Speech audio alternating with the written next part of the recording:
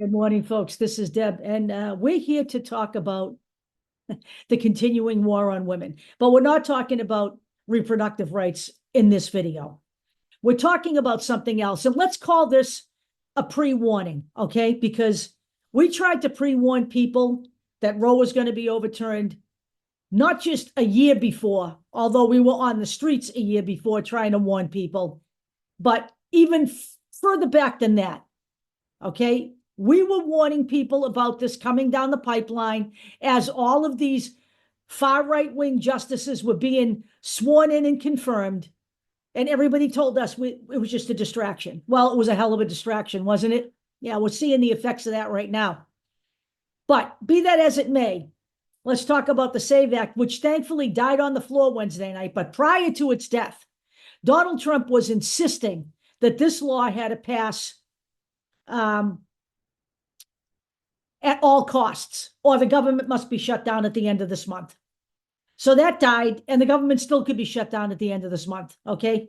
But as Mitch McConnell has told everybody, even though they're not listening, and Mitch tells everybody everything with a half-hearted approach anyway, shutting down the government prior to an election is political suicide. So let them do it if they want to do it. But the SAVE Act is being proposed by the Republican Party for more than just keeping undocumented immigrants from voting. It's being proposed to keep women from voting because the Republican Party knows they have made women in this country powerfully unhappy, okay? And we are now 53% of the population. So let's talk about how voter suppression adversely affects the female vote, because it's a reality. Now, let's talk about this. Because even though we're out there on social media and I keep seeing posts about how the patriarchy is dead, blah, blah, blah, blah, blah, the fact of the matter is that more than 90% of American women assume their husband's name at marriage, okay? It's just a simple fact. And most of those women do not go to court to make that a formal name change, although several states do accept that as a formal name change without you having to go to court to do that. The question is, if the SAVE Act is ever passed and it puts the whole control of voter registration under the federal government, because that's what the SAVE Act will do, it takes it out of the states, will the fact that the states consider a woman assuming her husband's name a legal name change? I don't think so. So here's what the law says. If a woman does not have a passport, and there are still a lot of people who don't just have passports, okay, or other proof of citizenship with their married names, they must then produce both a birth certificate, and it must be an official state birth certificate with the seal. It cannot be a copy, all right? And then one other form of identification with the exact same name on it that appears on your birth certificate. So here's the thing.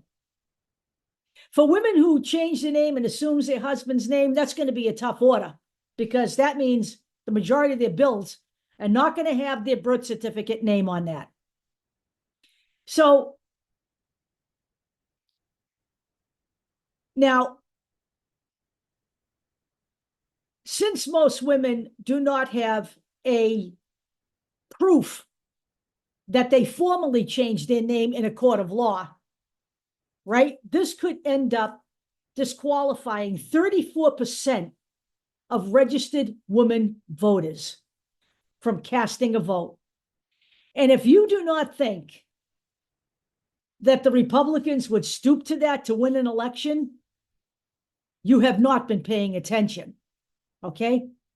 So the Brennan Center has stated this. 1/3 of all women have citizenship documents that do not identically match their current names because of their name changes at marriage, okay? This is where the Republicans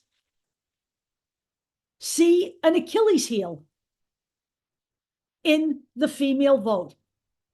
And it is incumbent upon us to be aware of all of this going on before it comes up and bites us all in the ass.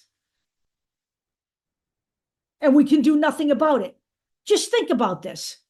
Just think about the ramifications of, had this law come up and passed in time for it to affect this election, what would happen in this country? We would most assuredly have Donald Trump for president.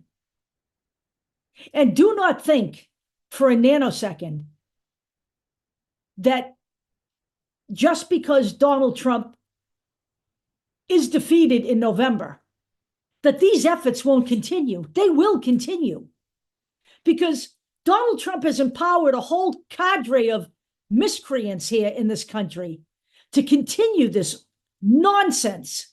We already know that undocumented immigrants are not voting in big quantities. It would be stupid of them to do so, and they are not stupid people. They're not. This is a function that's already illegal in the United States, and it carries a heavy penalty, by the way. It is something that most undocumented immigrants do not do because it would affect them becoming citizens of the United States. We already know that this whole proposition that there are hordes of undocumented immigrants voting is an outright lie. All of Donald Trump's cases were thrown out of every court in 2020. It's an outright lie. There are always ulterior motives for the Republican Party. And, suppressing the women's vote is just as big in their minds as suppressing anyone else's vote. Most women do not vote Republican. And most women still assume their husband's name at marriage. And that is the perfect storm for the Republican Party to try to take away a woman's right to vote. They have already taken away a woman's right to her bodily autonomy. Do not think for a nanosecond that they will not continue to take away women's rights in this country.